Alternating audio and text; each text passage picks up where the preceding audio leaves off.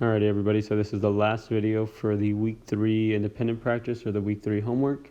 And in Thursday's column, the last thing we're being asked is to solve the inequality. So this is just a mixed review. This is kind of like a summation of all 3 of the previous days put together. And then the first 2 actually want you to write your own inequality that has to be solved with addition. And in the second part, you're going to be solving that inequality. So this one actually requires you to reason a little bit because it wants you to write not just any inequality, it has to be able to be solved with addition.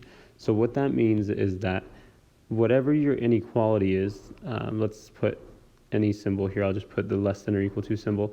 Whatever the inequality is, the one step that we're going to need to take is going to need to involve adding something to both sides. And so I'll do an example for you. And if I know I'm going to be adding something to both sides, that means in my inequality, that means I'm going to have a subtraction problem in the original inequality. Because if it's a subtraction problem, if it's like x minus something, then I'm going to need to add that something in order to get rid of it and solve for the inequality. So hopefully that gives you an idea of what you're going to have to put down. If you have to solve it with addition, then that means that originally it must be subtraction. And so what you'll do on that first part is you will create your own inequality. You don't have to solve it out on the first part, but you do have to solve it out in the second part. So on the second part, you should have whatever letter you choose by itself with whatever symbol it is that you choose. Maybe it's a greater than or equal to symbol, and then whatever number is on the other side.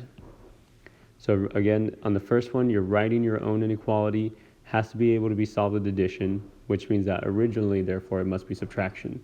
And then what you'll do in the second part is you'll actually show the solution to that one, to that inequality.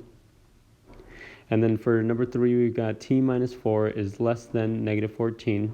So I'll do this one for you just as a quick review. Actually, I'm not going to do that one. It looks like number 4 is a better one for me to go over, because on that number 3, you could probably see it. You just need to add something to both sides. But number 4, you might need a little bit of a reminder of.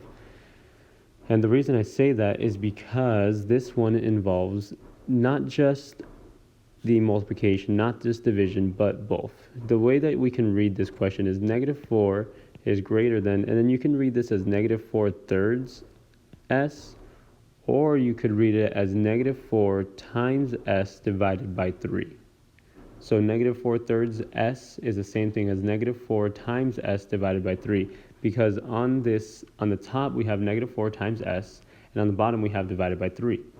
But if you do think about it as a fraction, it becomes a lot simpler because we know that we can get a fraction to turn into a 1 by multiplying it by its, and the word you should be thinking about is reciprocal.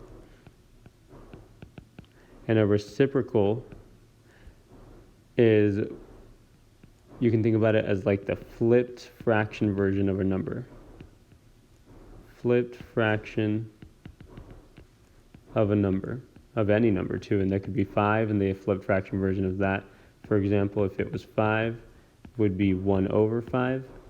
And any time that you multiply a number by its reciprocal, it's going to equal 1. 5 times 1/5, or 5 times 1/5, is going to give you 1.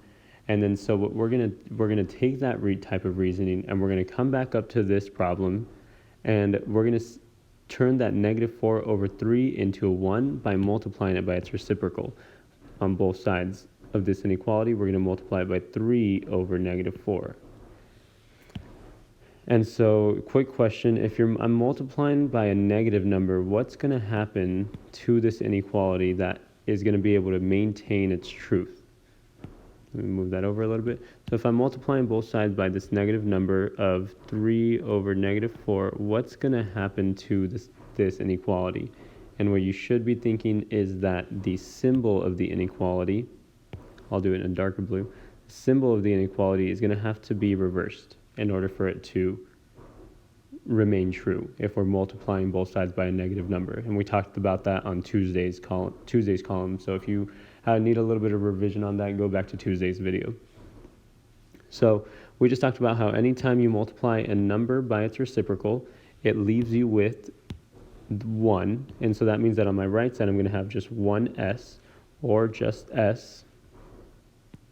And on my left side, I now need to determine what 3 over negative 4 times negative 4 equals. Well, you can kind of visualize how if I were to multiply this out, I'm going to end up with a 3 times negative 4 over negative 4. And negative 4 over negative 4 is just going to cancel out to 1. So these diagonal numbers, because it's the same number, actually cancels out to 1 and leaves you with just the 3 over 1, which is just 3. So let me show that part on a separate box. So I did 3 over negative 4 times negative 4 over 1. And I said that you can actually cancel these out, simplify them into 1s, because they are the same number, and putting the same number over each other simplifies the 1. And I'll show you how that remains true. 3 times 1 is 3, 1 times 1 is 1, 3 over 1 is 3. If I had actually solved this out with the negative 4s, then that would have been 3 times negative 4 would have turned into negative 12, and then negative 4 times 1 would have turned into negative 4, and negative 12 over negative 4 leaves me with a positive 3.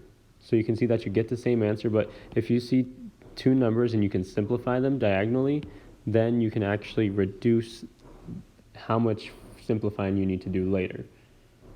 But overall, for number 4, the answer to the question is going to be that 3 is less than s once you get the s by itself. And the really important part about this is the fact that the multiplying both sides by the negative number changed the inequality symbol in the middle. It reversed it.